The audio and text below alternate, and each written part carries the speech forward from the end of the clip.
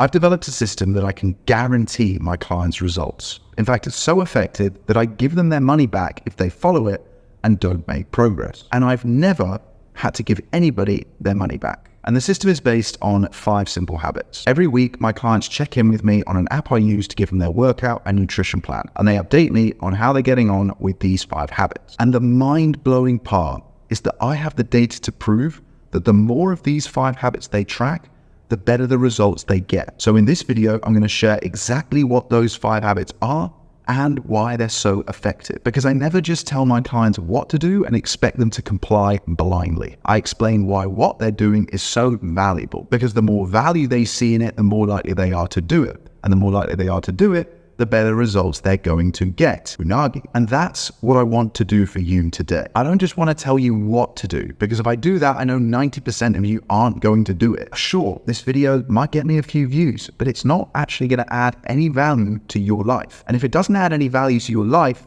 you're probably not going to watch any more of my videos, and you're definitely never going to hire me as your coach. So let's get into it. There's no particular order of priorities with these habits, because some clients, when they start working with me, are already doing 1 or even 2 of them. But the challenge is to do all 5 and to do all 5 consistently. So the priority is going to be different for different people. And the hard part is doing what you're not already doing. In other words, getting out of your comfort zone. But let's start with steps. And it's funny because the thing that the majority of my clients are most excited about when they first sign up to my coaching program is their workout plan. But the reality is, what you do outside of the gym in terms of your lifestyle and how active it is, that's going to have a far bigger effect on your ability to burn fat and lose weight. The example that I love to use here is Arnold Schwarzenegger. Back in his heyday, Arnold would famously train for 3 hours a day, 6 days a week. So that's 18 hours a week in total. But there are 168 hours in every week. So that means even if you were to train like Arnold Schwarzenegger, 3 hours a day, 6 days a week, you would only be spending 10% of your time in the gym. And guess what? I know categorically 100% that none of my clients have ever or will ever spend 18 hours a week in the gym. In fact, the majority of my clients spend less than 3 hours a week in the gym, but we'll come on to that later. The point being that even if you were training like Arnold Schwarzenegger, you would only be spending 10% of your week in the gym. So I think it's fair to say that what you're doing with the other 90% is going to count for a lot more. So my clients track and report back to me on how many steps they've done each week. And as long as they get them in, I don't really care how they get them in, because everybody's different. Some people will do it by consciously going for more walks. Other people will do it by running. Some will do it by commuting to work, particularly if they live in a big city. Others will do it by playing with their kids or just doing DIY around the house. Some will even do it by walking to and from the gym or the supermarket. But more often than not, for the vast majority of people, it's going to be a combination of 2 or 3 of the things that I just said. I also don't care when they get them in during the week. I don't care if they spread them equally or front load them at the start of the week or back load them at the weekend. All I care about, because I have the data on this, is that they get them done. Now, before any of my clients even start working with me, all of them complete my onboarding questionnaire.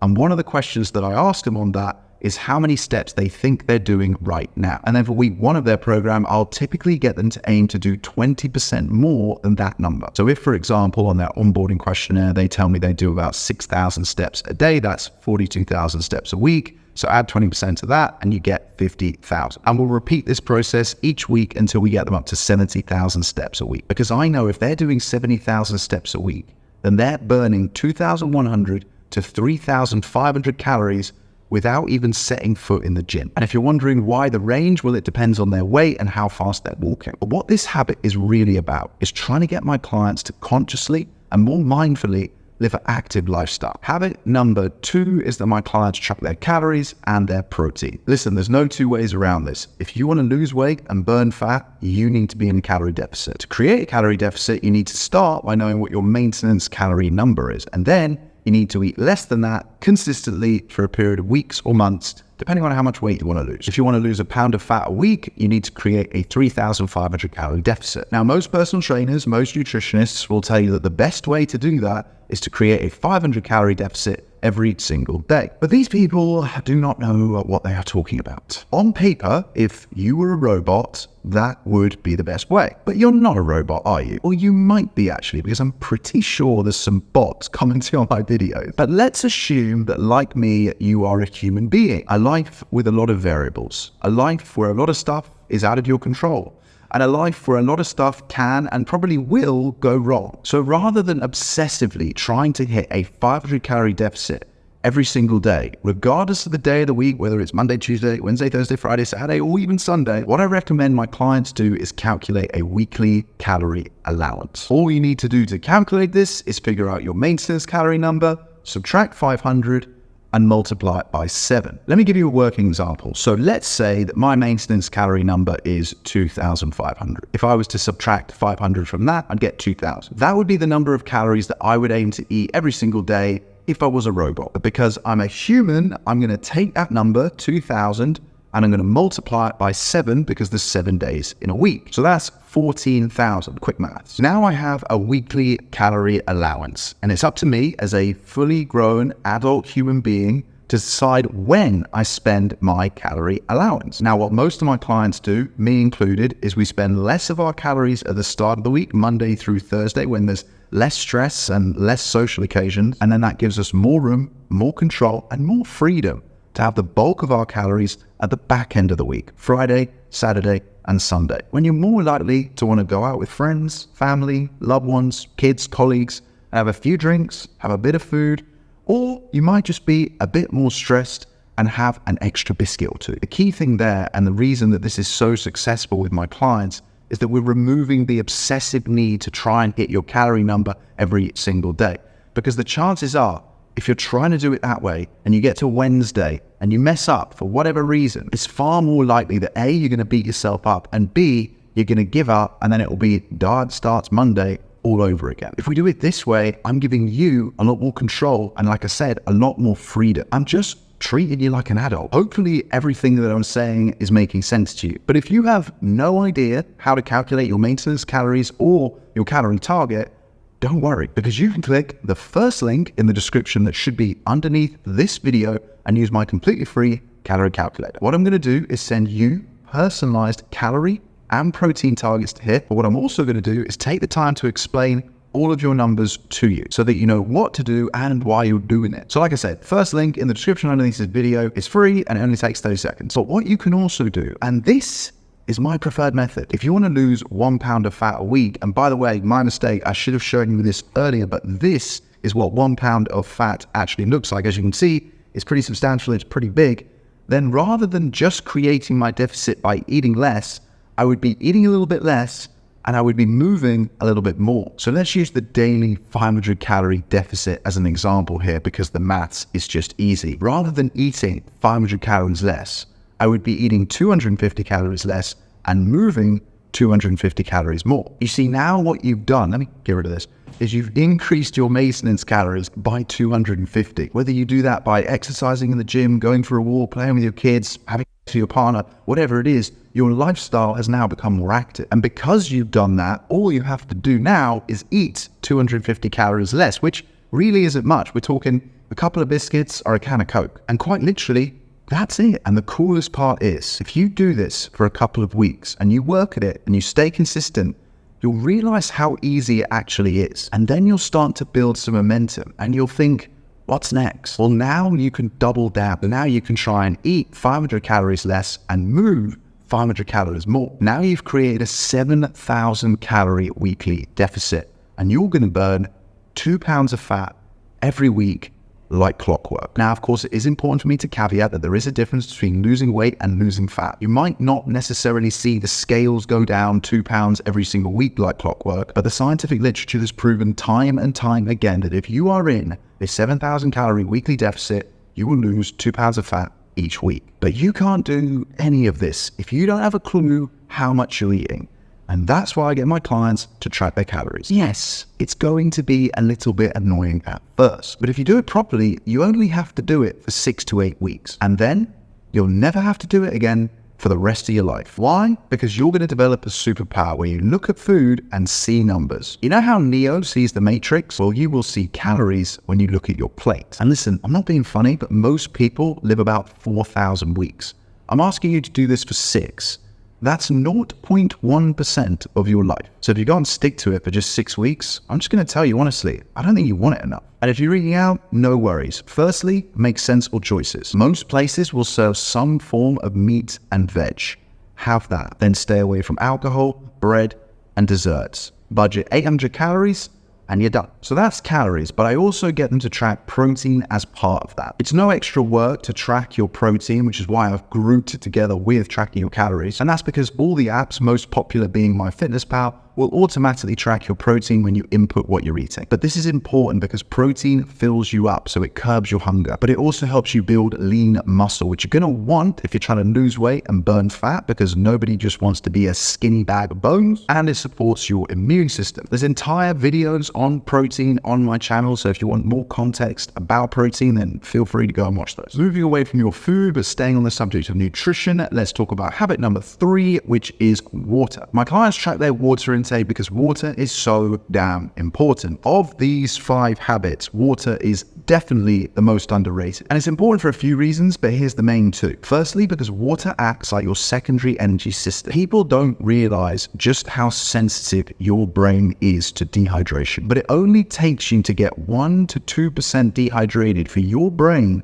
to start shutting down non-essential processes in your body. And what that means in reality, in the real world, is that you start to feel lethargic. And when you feel lethargic, you feel lazy. When you're lazy, you're far less likely to get up, get out, and do stuff. And when you're less likely to do stuff, you're not going to be as active and you're not going to burn as many calories. So I encourage my clients to track their water because it encourages them to drink more of it. And I know if they drink more of it, they're going to be more active, they're going to burn more calories, they're going to lose more weight and burn more fat. The second reason is that a little bit like protein, water has the ability to kill your hunger. And it does this by filling your stomach and expanding the walls of your stomach. And when the walls of your stomach are expanded, signals are sent to your brain, which tells it that you are full. So yeah, you want to be staying hydrated.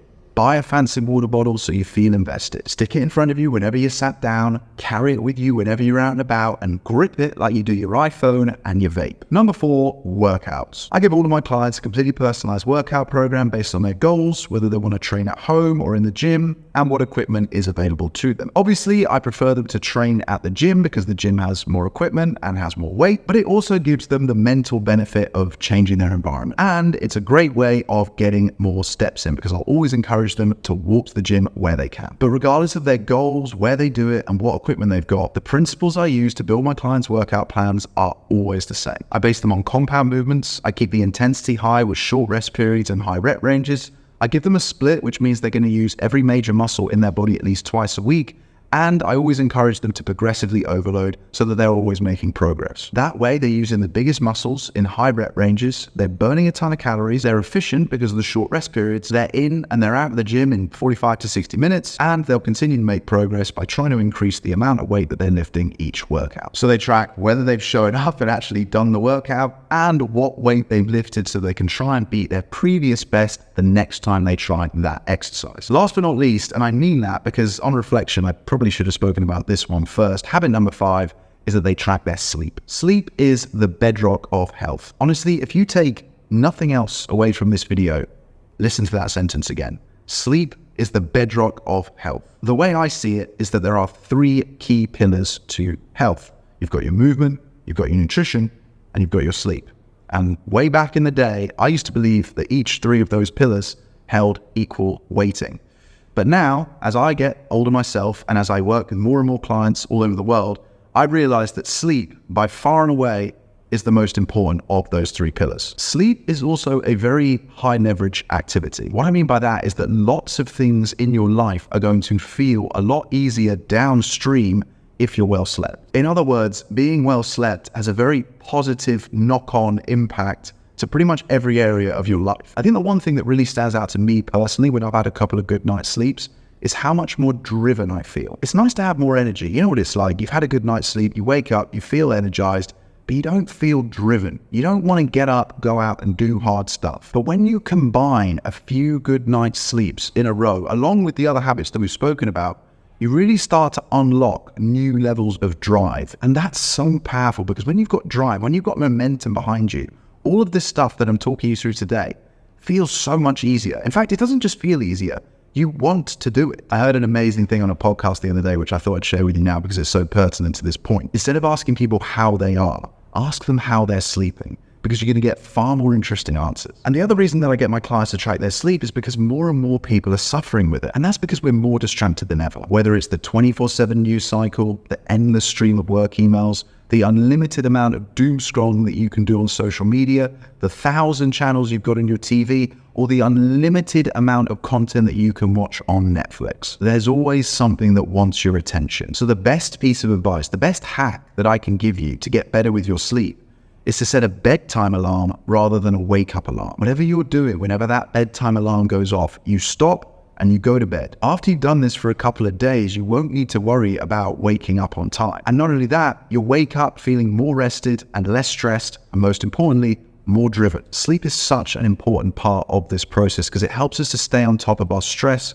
and hunger hormones. Getting one bad night's sleep isn't the end of the world. And listen, we're all susceptible to that. But when you start to be chronically underslept, that's when the problems really arise. Your stress is going to be out of control. You're going to be in fight or flight mode all day long. You're just going to be trying to get through your day. Your hunger hormones, leptin and ghrelin, are going to be completely out of balance. Everything is just going to feel so much harder. And eventually, even with the best will and all the motivation in the world, you're going to give up. I'm not going to go into the full detail of my sleep protocol and what I recommend for my clients, because quite frankly, that is for them. And I've actually done other videos on my YouTube channel about this.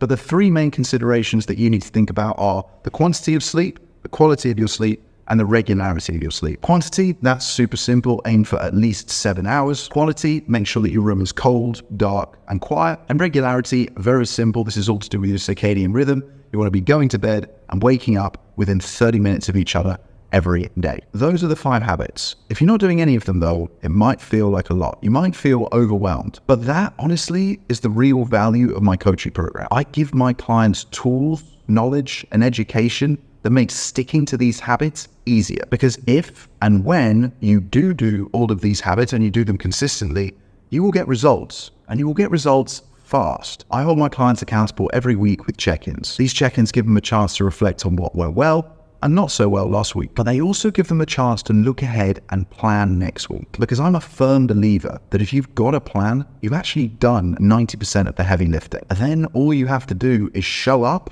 and execute. At first, that's going to feel hard. That's going to feel uncomfortable because it's different. But in this context, change is very good. The first steps are always the hardest and the biggest. But the more steps you take and the faster you take them, the easier this all gets. The check-in process is set up in a way so that they realize themselves, oh, I slept well. Oh, I tracked my calories. Oh, I did my workouts. Oh, I got my steps in. Oh, I tracked my water. Oh my God, I feel amazing. You might not realize, but your brain is actually incredibly stubborn. And when people say, oh, just listen to your body, what you're actually doing is listening to your brain. You see, whether your body is healthy or unhealthy, your brain's job is just to keep you alive. So more often than not, the safest bet for your brain is to keep you the same. And we call this homeostasis. When you're going through a process, a program like this, you are fighting homeostasis. So you are fighting your brain. But being able to tick off these habits and doing these check-ins, it reinforces to your brain that these habits are not only healthy, but it helps our brains to feel good. And when we do that, when we subconsciously tell our brain that, it's more likely that we're going to do it again. It helps to build momentum. And momentum is the most valuable commodity that no one can sell, because the only way you can get momentum is by doing the work. But probably more important than all of that is that right at the beginning of the program, I get them in the right mindset. The mindset that makes it easier for them to stay consistent even when this feels hard. Because that's literally the only difference between winners and losers. Winners do the hard work even when they don't want to. They do it in spite of not wanting to. And they do it because they have the right mindset. They do it because they understand that if they want to become a better version of themselves in the future,